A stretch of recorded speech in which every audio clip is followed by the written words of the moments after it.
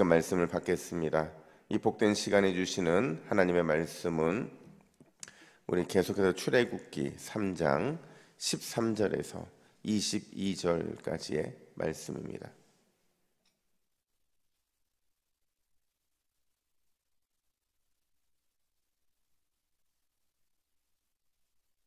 출애굽기 3장 13절부터 22절, 하나님은 어떤 분인가 라는 제목으로 말씀을 받겠습니다.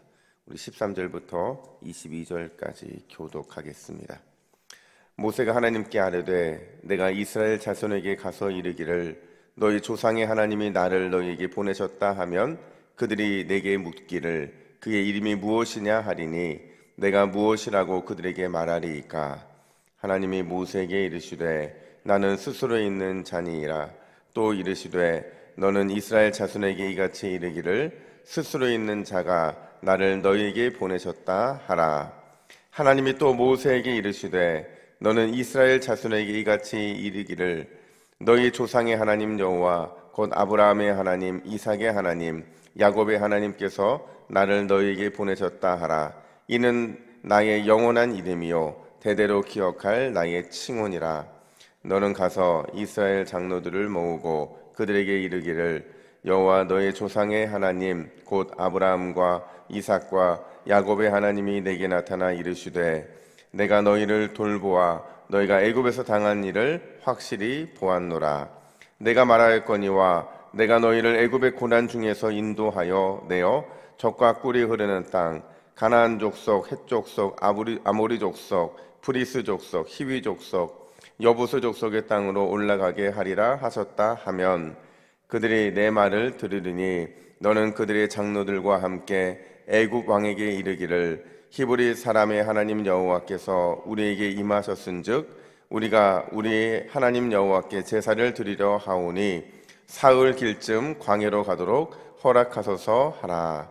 내가 아노니 강한 손으로 치기 전에는 애굽 왕이 너희가 가도록 허락하지 아니하다가 내가 내 손을 들어 애굽 중에 여러 가지 이적으로 그 나라를 친 후에야 그가 너희를 보내리라.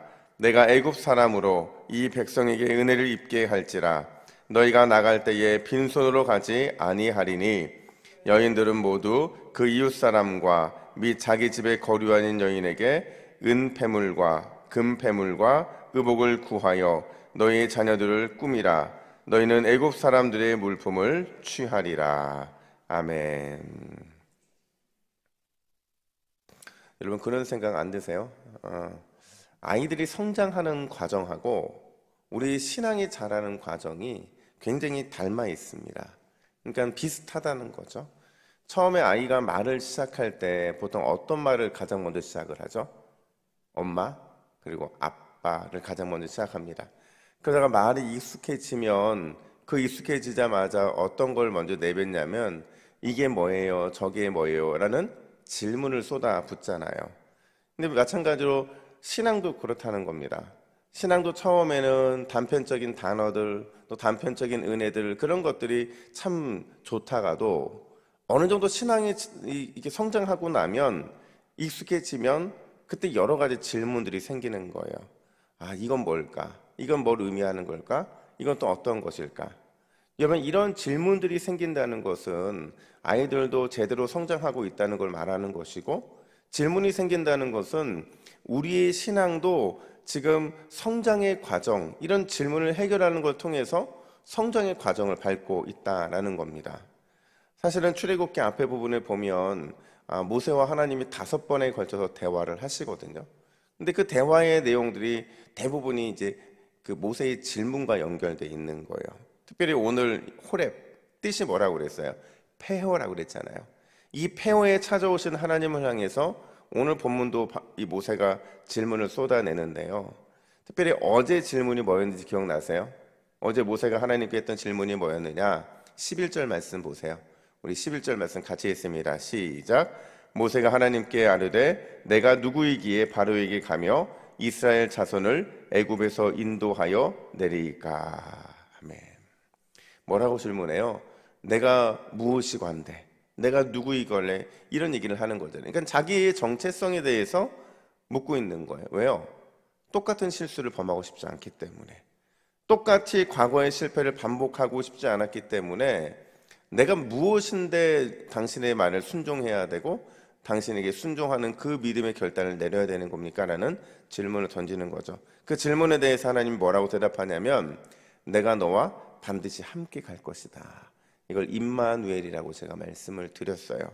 그러자마자 다시 또 오늘 본문에서는 모세가 두 번째 질문을 던지는데 우리 13절 하반절 말씀을 같이 했습니다. 시작. 그들이 내게 묻기를 그의 이름이 무엇이냐 하리니 내가 무엇이라고 그들에게 말할리까. 그러니까 모세가요 자기 정체성을 묻고 답을 얻었는데 이제는 하나님, 그러니까 하나님이 어떤 분인지에 대한 하나님의 정체성에 대한 질문을 던지고 있는 거예요. 여러분, 왜 모세는 하나님에 대한 정체성을 물어보는 걸까요? 그가 하나님을 몰라서 그럴까요? 아니에요. 그가 하나님의 정체성을 묻고 있는 거는요 실제로 그가 한 번도 지금까지 하나님을 만난 적이 없기 때문에 그래요. 충격적이죠. 하나님이 구원함을 받은 사람이었는데 하나님의 인도하심을 받아 지금 여기까지 온 모세였는데 단 한 번도 모세가 직접적으로 하나님을 만난 적이 없는 거예요. 하나님을 직접적으로 만난 적이 없기 때문에 그는 하나님의 정체성에 대해 질문을 하고 있는 겁니다. 물론 그는 간접적으로 하나님 만난 체험은 있을 거예요. 누구를 통해서요? 그의 어머니 요게벳을 통해서 하나님에 대한 이야기를 많이 들었을 겁니다. 그런데 정작 본인이 직접 하나님을 경험한 분이 한 적이 없었던 거죠. 그러다 보니까 하나님은 어떤 분인가에 대한 이런 정체성의 질문을 던질 수밖에 없는 거예요. 근데 놀라운 건 이 모세의 질문에 하나님에 대한 정체성을 묻는 이 질문에 하나님께서는 아주 친절하게 설명해 주고 계신다라는 거예요. 그것도 한 번이 아니라 두 번에 걸쳐서 반복해서 설명을 해 주신다는 거죠. 여러분, 하나님은 어떤 분이신가? 이게 바로 오늘 본문의 제목이잖아요. 어떤 분이냐면 첫 번째로 오늘 본문에 보면 하나님은 스스로 계신 분이다 이렇게 말을 해요. 우리 14절 말씀을 같이 읽습니다. 14절입니다. 시작. 하나님이 모세에게 이르시되 나는 스스로 있는 자이니라. 또 이르되 너는 이스라엘 자손에게 이같이 이르기를 스스로 있는 자가 나를 너에게 보내셨다 하라. 아멘. 여러분, 스스로 있는 자라는 게 뭘까요? 사실 우리가 가장 성경에서 해석하기 어려운 게 스스로 있는 자라는 표현이에요. 왜냐하면 우리는 스스로 있을 수 있는 자가 아니거든요. 우리는 유한한 사람이고 우리는 창조물이기 때문에 우리는 창조된 자들이기 때문에 스스로 있는 자라는 의미를 이해할 수가 없어요. 이게 영어로 보면 I am who I am 이렇게 얘기하거든요. 그러니까 나는 존재하고 있는 나다 이렇게 말하는 거예요. 이걸 조금 더 쉽게 설명하면 이런 겁니다. 나는 영원하고 전능한 자다 이렇게 설명을 하시는 겁니다. 근데 이렇게 설명을 해도 되는데 한 번 더 자신을 설명해 주신다는 거죠. 15절 말씀 우리 화면 보시고 같이 읽습니다. 너희 조상의 하나님 여호와 곧 아브라함의 하나님 이삭의 하나님 야곱의 하나님께서 나를 너에게 보내셨다 하라. 이는 나의 영원한 이름이요 대대로 기억할 나의 칭호니라. 아멘. 여러분, 하나님께서 조상들의 이름을 불러가면서 지금 하나님이 어떤 분인지를 설명하고 있는 거예요. 앞에는 I am who I am 하면서 1인칭으로 설명했다고 한다면 지금 여기에서는요 그 하나님에 대해서 3인칭으로 설명하는 겁니다. 반복을 통해서 보여주는 의미도 있지만 더 중요한 건 뭐냐면요, 네가 믿고 있는 그 하나님, 네가 지금 만나야 되는 그 하나님이 약속의 하나님이라는 거예요. 과거의 조상들과 약속했는데 그 조상의 시작이 아브라함이고 이삭이고 야곱이고 이제는 너에게까지 그 조상의 하나님, 약속의 하나님께서 찾아왔다는 거예요. 그리고 너를 불러서 너에게 사명을 주고 있다 이 말을 하고 있는 겁니다. 여러분, 조상들의 이름이 거론될 때마다 모세의 마음이 어땠을까요? 아마 모세의 마음은 이런 마음이었을까요? 우리 어머니가 말씀하셨던 그 하나님이 실제로 계시는구나. 이제 내가 그 하나님을 이제서야 직접 만나고 있구나. 아마 이런 마음을 들지 않았을까요? 근데 이 마음은요, 여러분, 애굽에 있는 히브리인들도 마찬가지여야만 했다는 거죠. 여러분, 430년이에요. 430년 동안 애굽에 살면서 과연 애굽에 있는 히브리인들의 머릿속에, 생각 속에는 이 아브라함의 하나님, 야곱의 하나님, 이 조상들의 하나님의 기억이 과연 얼마나 남아 있었을까요? 기억에 남아있다 할지라도 그게 간접적인 기억뿐이지 직접적으로 하나님을 만난 기억이 거의 없을 거라는 거죠.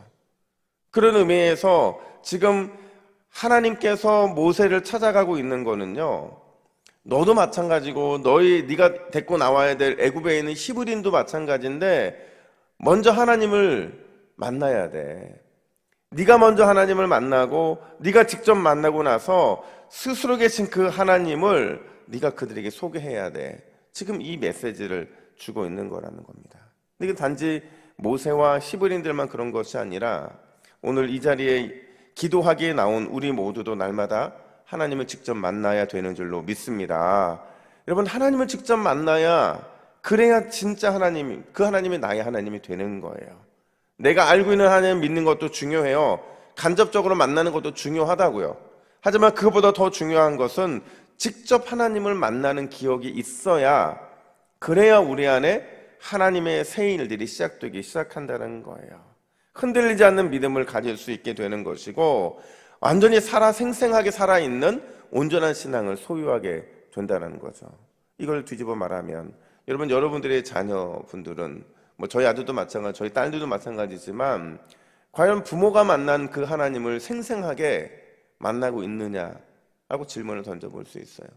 제가 보니까 부산에는요 5%가 안 된다고 하더라고요. 학생들 중에서 교회를 다니는 친구, 그러니까 예수님을 믿는 친구가 아니고요, 교회를 다니는 친구가 3점 몇 %라고 얘기를 하더라고요.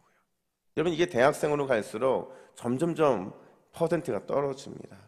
과연 우리 부산의 신앙의 이 미래가 있을까요, 여러분? 그러니까 저는 주일학교를 위해 기도하면서 늘 그런 마음이 있어요.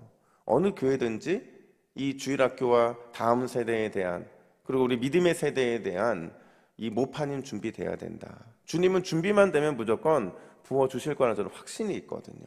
근데 그 모판이 저는 우리 동부교회가 되기를 간절히 축복합니다.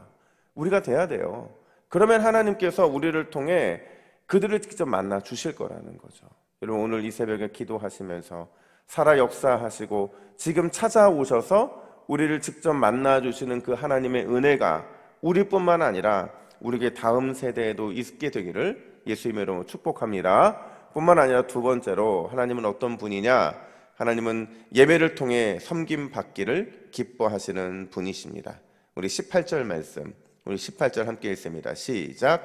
애굽 왕에게 이르기를 히브리 사람의 하나님 여호와께서 우리에게 임하셨은즉 우리가 우리 하나님 여호와께 제사를 드리려 하노니 사흘길쯤 광야로 가도록 허락하소서 하라. 아멘. 여러분, 바로에게 가서 모세가 전해야 될 메시지거든요. 근데 이 메시지를 우리는 보통 어떻게 이해하냐면 그냥 적당한 핑계를 대서 출애굽에 나올 수 있는 그런 어떤 계기를 만들기 위한 이 멘트라고 설명을 이해하지만 이거는요, 하나님께서 모세에게 출애굽 공동체의 정체성이 무엇인지를 분명히 보여주는 겁니다. 그러니까 출애굽 공동체의 정체성이 뭐예요? 여호와께 제사 드리는 공동체라는 거예요. 이것 때문에 출애굽을 시키는 겁니다. 다른 이유 때문에 어떤 출애굽을 시키는 게 아니라 예배 드리는, 제사 드리는 공동체를 만들기 위해서 출애굽을 시키고 있는 거라는 거죠. 사실 여러분, 애굽의 바로 왕에게 이 말을 전한다는 건 매우 상징적인 의미가 있어요. 왜냐면요, 한번 생각해 보세요. 지금 히브리인들은 누구를 섬기는 누구의 종이죠? 바로를 섬기고 또 애굽을 섬기는 그들의 종이잖아요. 근데 원래는 그들의 정체성이 그게 아니었다는 거예요. 제가 첫 시간에 말씀드린 것처럼 애굽은 그들에게 있어서 인큐베이터였어요. 인큐베이터 역할이 끝났는데도 이스라엘 백성들은 여전히 거기에서 바로와 또 애굽의 종으로서 지금 존재하고 있는 거거든요. 그러니까 바로와 애굽의 백성들이 아니라 여호와 하나님을 섬기고 제사하는 백성들로 이제는 새로운 주인, 이 세상의 참 주인을 섬기겠다는 이 믿음의 결단은 그들에게 새로운 정체성을 가진 하나님의 백성이 되겠다라는 새로운 믿음의 결단이라는 겁니다. 여러분, 우리가 아침마다 또 이 새벽마다 다짐하고 또 다짐해야 되는 게 뭐냐면요, 확인하고 또 확인해야 되는 게 뭐냐면요, 우리는요 왜 구원받았느냐? 하나님을 섬기고 예배하기 위해서 우리는 부름받은 줄로 믿습니다. 우리 그렇게 구원받은 거예요.